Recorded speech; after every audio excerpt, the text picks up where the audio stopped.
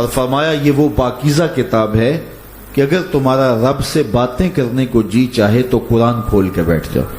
یہ رب سے ہم کلام ہونا ہے، یہ اپنے رب سے گفتگو کرنی ہے. میرے حضور نے فرمایا کہ قرآن اللہ کی وہ لٹکتی ہوئی رسی ہے جس کا ایک سرا تمہارے ہاتھ میں ہے، دوسرا سرا تمہارے رب کے ہاتھ میں.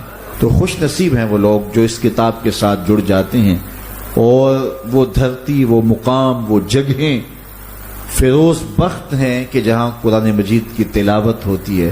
گھروں کو قبرستان نہ بناؤ، گھروں میں نوافل ادا کرو اور قرآن مجید کی تلاوت سے اپنے گھروں کو آباد کرو. اگر گھر میں روزانہ کی بنیاد پہ قرآن مجید کی تلاوت کا معمول بن جائے تو پھر کوئی جن، کوئی بھوت، کوئی آسیب اور کوئی بدروح آپ کو تنگ نہیں کر سکتی. جہاں قرآن کی تلاوت تسلسل کے ساتھ ہوتی ہوگی وہاں جن نہیں ہوگا، وہاں ٹونے نہیں ہوں گے، وہاں جادو نہیں ہوگا، وہاں سایہ نہیں ہوگا، وہاں رحمت الہی کا سائبان تان دیا جائے گا. جہاں قرآن پڑھا جائے وہاں نزول باران ہوتا ہے، رحمتوں کی برسات ہوتی ہے.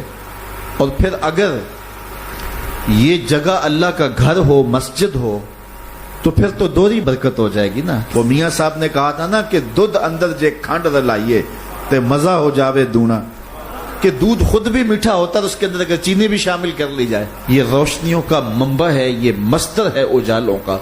اس کتاب سے اتنی روشنیاں پھوٹتی ہیں کہ زندگی کے سارے اندھیرے ختم کیے جا سکتے ہیں. یہ طمانیت قلب کا سبب بھی ہے، یہ روح کے اجالوں کا سبب بھی ہے، یہ کتاب زندگی ہے، کتاب حیات ہے. اس کے بتائے ہوئے اصولوں کے مطابق اگر زندگی بسر کریں گے تو یہ زندگی بھی خوبصورت ہوگی، اور اس زندگی کے بعد ایک اور شروع ہونے والی زندگی ہے، وہ زندگی بھی خوبصورت ہوگی. قرآن قبر میں چراغاں کرے گا، قبر میں روشنیاں دے گا، قبر میں اجالا کرے گا.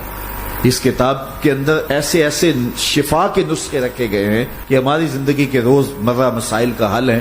مثال کے طور پہ آج کل ہر بندہ معاشی طور پہ پریشان ہے تو سورہ واقعہ صرف 3 رکوعوں پر مشتمل ہے. اگر یہ معمول زندگی بنا لے تو سورہ واقعہ جہاں ہوگی وہاں نحوستیں اور بے برکتیاں نہیں ہوں گی. سورہ یاسین پڑھو گے تو بے پناہ برکتیں اس کے دامن میں رکھی ہوئی ہیں. اسی طرح سورہ اخلاص صرف 3 مرتبہ پڑھیں گے تو پورے قرآن پڑھنے کا ثواب نصیب کر دیا جائے گا. ایک شخص حضور کی خدمت میں حاضر ہوا اور اس نے حضور سے کہا کثیر العیال ہوں، ذرائع آمدنی بہت تھوڑے ہیں، تو میرے لیے کوئی دعا کیجئے، کوئی مجھے نسخہ بتائیے. تو آقا کریم نے اس کو جو نسخہ بتایا سنا. فرمایا جب گھر جائے تو گھر والوں کو السلام علیکم کہہ دیا کرو. یہ کتنا سوکھا نسخہ ہے اور کتنا اچھا وظیفہ ہے. گھر والے بھی خوش، اللہ رسول بھی خوش. اس کے بعد ایک مرتبہ سورہ اخلاص پڑھ لیا کرو. غربت توڑ نسخہ، جب بھی گھر جاؤ السلام علیکم، اس کے بعد ایک مرتبہ سورہ اخلاص.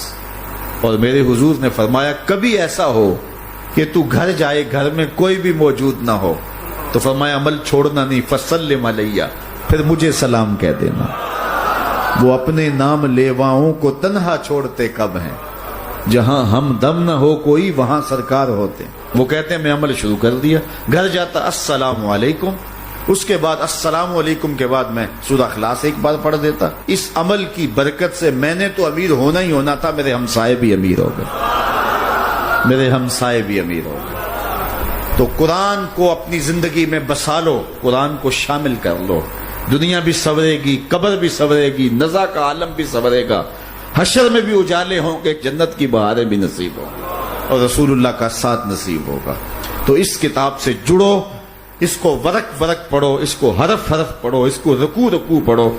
اس کا ایک ایک آیت ممکن ہو تو ایک ایک آیت روز پڑھ لو، اور اس کو ترجمے اور تفسیر کے ساتھ، توضیح کے ساتھ، شان نزول کے ساتھ اس کتاب اللہ کی تلاوت کا معمول بناؤ.